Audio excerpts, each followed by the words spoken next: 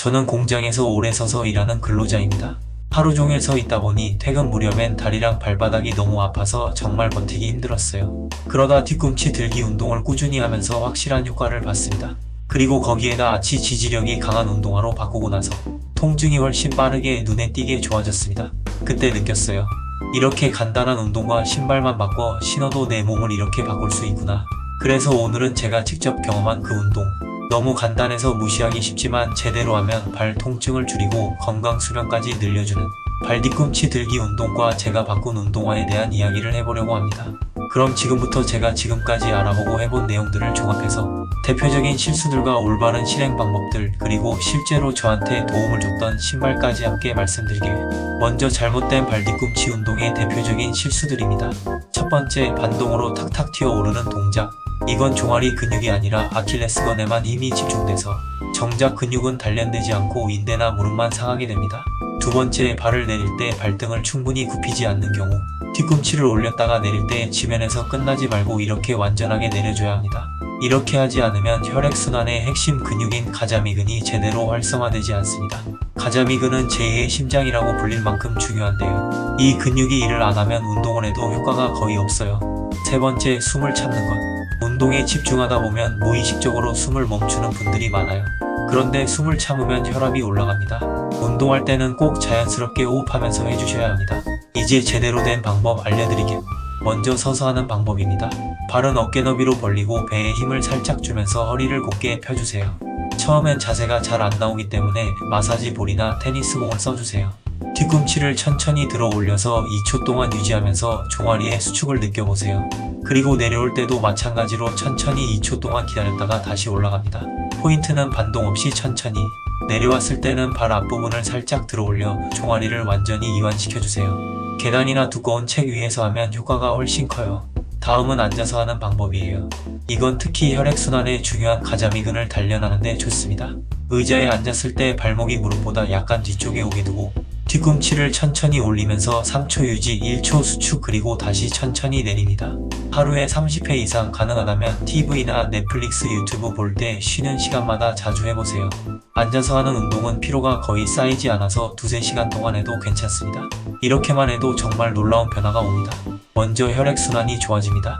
종아리 근육이 심장처럼 펌프 역할을 하면서 혈액을 위로 밀어 올리기 때문에 심박 출량이 18%나 늘어난다는 연구 결과도 있어요. 그 결과 고혈압, 다리 부종, 수족냉증, 진화는 증상들이 확실히 개선됩니다.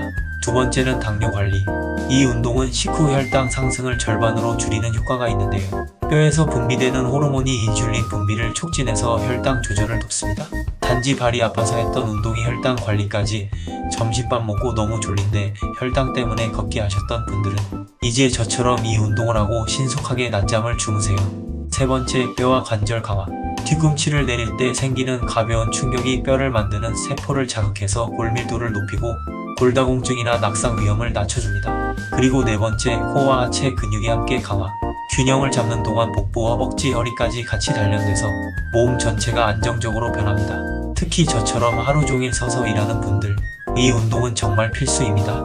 오랫동안 서 있으면 피가 아래로 몰리는데 종아리 근육이 약하면 그 피를 다시 심장으로 끌어올리지 못해서 다리가 붓고 무거워지거든요. 그럴 때 이 뒤꿈치 운동이 혈액을 위로 밀어 올려주는 펌프 역할을 합니다. 그리고 이 운동만큼 중요한 게 신발이에요. 운동만으로는 한계가 있습니다. 왜냐하면 오래오래, 아주 오래 서 있으니까요. 저도 그랬어요. 운동을 하는데 통증이 완전히 없어지지 않더라고요. 그래서 아치 지지력이 강한 신발, 특히 제가 지금 신고 있는 스케쳐스 운동화, 지금은 아치핏 2.0 슬리빈스 와이드핏을 신고 있는데 이 운동화로 바꾸고 나서 통증이 훨씬 빠르게, 그리고 눈에 띄게 줄었습니다. 이 모델은 발의 아치를 아래에서 단단히 받쳐주는 구조라 서 있는 동안에도 체중이 고르게 분산되고 하루 종일 서 있는 직장인이나 공장 근로자분들처럼 발바닥에 압력이 많이 가는 분들께 정말 도움이 됩니다. 게다가 슬리빈스 구조라 손을 안 써도 쉽게 신고 벗을 수 있어서 일하면서 신발을 자주 벗었다 신어야 하는 분들께도 정말 편하죠. 아치 지지가 약한 신발은 충격을 흡수하지 못해서 발바닥뿐 아니라 무릎, 허리까지 통증을 유발합니다. 반대로 아치핏 2.0은 발의 균형을 잡아주고 뒤꿈치 들기 운동의 효과도 훨씬 높여줍니다. 결국 답은 간단합니다. 뒤꿈치 들기 운동으로 몸을 강화하고 아치핏 2.0으로 안정성을 확보하는 것. 이 두 가지를 병행하면 장시간 서 있는 분들의 통증은 정말 놀라울 만큼 줄어듭니다. 제가 그랬거든요. 일하고 와서 정말 아무것도 안 하고 쉬고 싶은데 발은 아프고 운동할 시간이 없다고 걱정하지 마세요. 서서 일할 때뿐 아니라 앉아서 일할 때, 집에서 유튜브나 넷플릭스 볼 때 딱 1분만 해보세요. 이 짧은 습관이 여러분의 종아리를 제2의 심장으로 되살리고 건강 수명을 길게 만들어줄 겁니다. 그리고 발바닥 통증까지 해결. 오늘 내용이 도움이 되셨다면 좋아요와 구독, 알림 설정 부탁드리고요. 다음 영상에서는 여러분의 건강에 더 큰 도움이 되는 이야기로 찾아뵙겠습니다. 감사합니다.